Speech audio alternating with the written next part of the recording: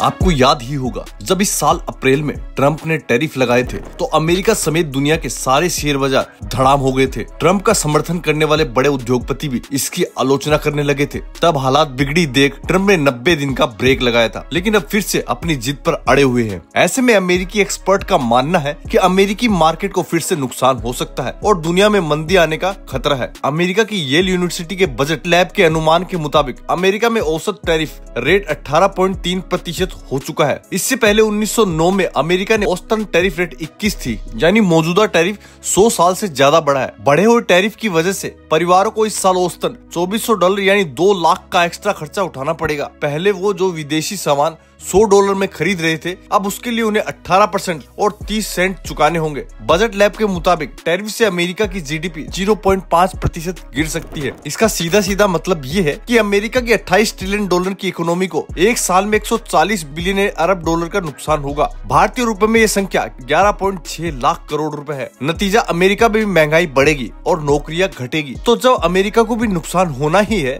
तो फिर ट्रंप ऐसा क्यों कर रहे हैं? अमेरिका को रूस से तेल लेने या यूक्रेन से कोई फर्क नहीं पड़ता। ट्रंप को चिढ़ इस बात की है कि भारत ने जवाब आखिर दे कैसे दिया। भारत ने ट्रेड डील पर अपने हितों से समझौता नहीं किया। भारत पाकिस्तान सीज फायर पर भी माकूल जवाब दिया। इसे ट्रंप ने अपनी व्यक्तिगत हार के तौर पर देखा, जिसका बदला वो देश से ले रहे हैं। ट्रंप भारत को दुश्मन की तरह इसलिए ट्रीट कर रहे हैं क्योंकि वो उनके मन के मुताबिक नहीं चल रहा। और एक्सपर्ट ने इसी तरह की बात रेखांकित भी की है, जहां पर आंकड़े भी दिए गए हैं। अमेरिका में भारत का जो निर्यात होता है वो उसके कुल निर्यात का सिर्फ 2% है। ऐसे में 50% टैरिफ लगाने का तुक क्या बनता है? तुक वैसे रूस से तेल खरीदने की बात पर भी शिकायत का नहीं। ये बातें किसी से छिपी हुई नहीं है। 2022 में रूस यूक्रेन युद्ध होने के बाद रूस का तेल यूरोप के बाजार में जाना बंद हो गया। नतीजा मिडिल ईस्ट से आने वाली तेल की सप्लाई यूरोप की तरफ मोड़ दी गई और तब अमेरिका ने खुद भारत से कहा कि वो रूस से तेल खरीदे। अगर नहीं खरीदता है तो तेल मार्केट गड़बड़ा जाएगा। तब भारत ने 2022 के बाद रूस से तेल खरीदना बढ़ाया था। भारत 2022 से पहले 100 में से 2 बैरल कच्चा तेल रूस से खरीदता था और अब यह हिस्सा बढ़ के 35 से 40 बैरल तक पहुंच गया है। भारत को शुरुआती दिनों में तो रूस का तेल बाकी देशों के मुकाबले $2 प्रति बैरल सस्ता पड़ता था, लेकिन अब ये अंतर $34 का ही रह गया है। रूस से सस्ता तेल मिलने के कारण ही युद्ध का बुरा असर भारत की अर्थव्यवस्था पर नहीं पड़ा और महंगाई अभी भी काबू में रही। और बात अगर रूस के तेल की है तो फिर चीन और यूरोपीय संघ के साथ रियायतें क्यों बढ़ती जा रही है? डाटा के मुताबिक चीन और भारत रूस के तेल के सबसे बड़े खरीदार है। वहीं गैस के मामले में यूरोपीय संघ सबसे बड़ा खरीदार है। 35% के करीब ही हमने उनसे डिफेंस के हथियार लिए हैं। बाकी हम इजराइल, यूके और फ्रांस से, कुछ यूएस से भी ले रहे हैं।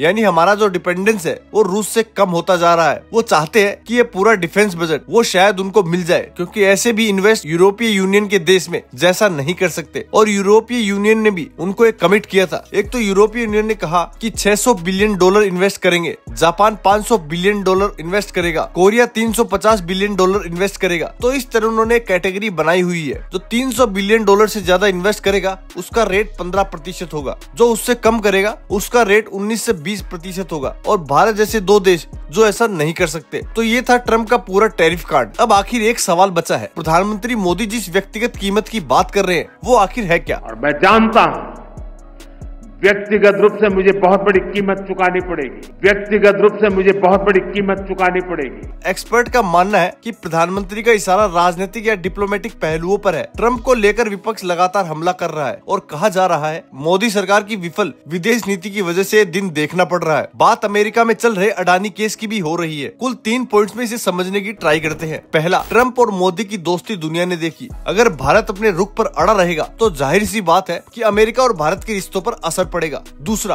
अमेरिकी टैरिफ का असर भारत के छोटे और मंझले कारोबारियों पर पड़ेगा और उनके गुस्से का सामना मोदी सरकार को करना पड़ सकता है। और तीसरा, बीते कुछ वर्षों में भारत को अमेरिका के पक्ष में जाता हुआ देखा गया है। नए घटनाक्रमों को देखते हुए विदेश नीति में बदलाव भी आपको दिख सकते हैं और इस विदेश नीति में बदलाव के बैकअप में ब्रिक्स की एकजुटता। 7 साल बाद प्रधानमंत्री नरेंद्र मोदी के चीन की दौरे की पुष्टि हुई। चीन का सरकारी मीडिया भी भारत के पक्ष में लिख रहा है। ऐसे में इन डेवलपमेंट से क्या रिजल्ट सामने आ सकता है वो समझते हैं। प्रधानमंत्री मोदी जा रहे हैं चीन, ये एक बहुत बड़ा डेवलपमेंट है और शायद मैं कहूंगा कि इसके पीछे वो ट्रंप का टैरिफ बैरियर ही है जो उन्होंने खड़ा किया है। इसके अलावा क्वाड में राष्ट्रपति ट्रंप भी आने वाले हैं। शायद वहाँ पर प्रधानमंत्री नरेंद्र मोदी, रूस के प्रधानमंत्री पुतिन और अगले क्वाड में राष्ट्रपति ट्रंप भी आने वाले हैं। और पुतिन पे तो आज इन्फॉर्मेशन आ ही गई है कि वो आ रहे हैं भारत एनुअल मीटिंग के लिए। अब देखते हैं इसके बाद क्या नया होता है। अगर आपको ये जानकारी अच्छी लगी तो चैनल को लाइक और सब्सक्राइब जरूर करें।